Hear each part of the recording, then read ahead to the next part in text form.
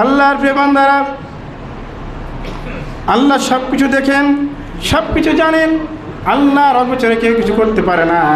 কোনো সময় কোনো গাছের একটি পাতা কোন সময় পরে কোন সময় নড়ে তাও জানেন কে?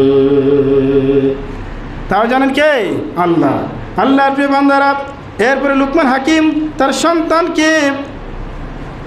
সন্তানকে 4 নাম্বার যে নির্দেশ দিয়েছেন, ইয়া বুনাইয়া আকিমিস সালাহ, ও আমার আদরের ছেলে নামাজ কায়েম করো।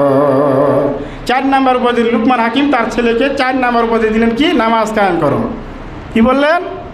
নামাজ কায়েম করো, নামাজ পড়ো। আমরা আমাদের সন্তানদেরকে নামাজের নির্দেশ দেই?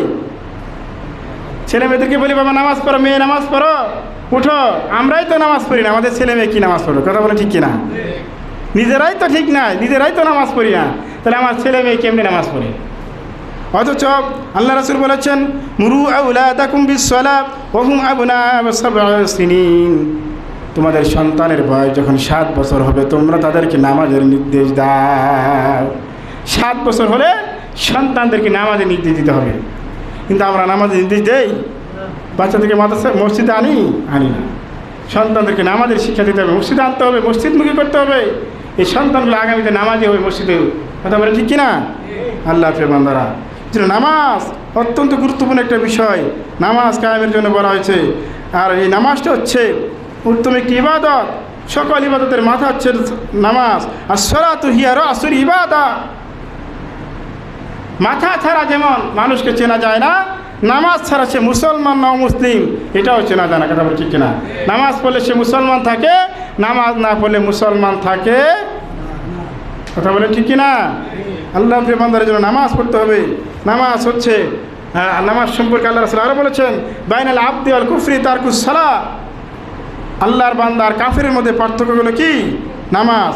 জাতীয় কবিতা লিখেছেন, ঘুমাইয়া কাজা করেছে ফজর, তখনও জাগনি যখনও জহর, হেরায় ফেরায় কাটিল আসর, মাগরিবেরও শুনিয়া যান, জামাতে শামিল হওয়ার সাথে এখনও জামাতে আসছে স্থান, বাজছে দামামা বাঁধরে আমামা, শির উঁচু করি মুসলমান, দাওয়াত এসেছে নয়া জামানার, ভাঙা কেল্লা উড়ে নিশান। এখনও সময় আছে নামাজে হাজির হও, এখনও সময় আছে। নামাজ বাদ দিয়ে আমরা অনেকে আছে জুমার নামাজটাও পড়ে না, এরকম আছে না? কাজের ধান্দায় পড়ে কাজ করতে করতে আজান হয়ে গেছে, নামাজের সময় চলে যাচ্ছে, খবর নাই। এরকম হয় কি না বলেন? আল্লাহ আপনাদের জন্য নামাজের কথা তিনি বলেছেন। নামাজ, সন্তানদেরকে নামাজের শিক্ষা দিতে হবে, ঠিক কিনা? আমার সন্তানকে যদি আমি নামাজের শিক্ষা না দেই, এই সন্তান আমার জাহান্নামের কারণ হয়ে দাঁড়াবে।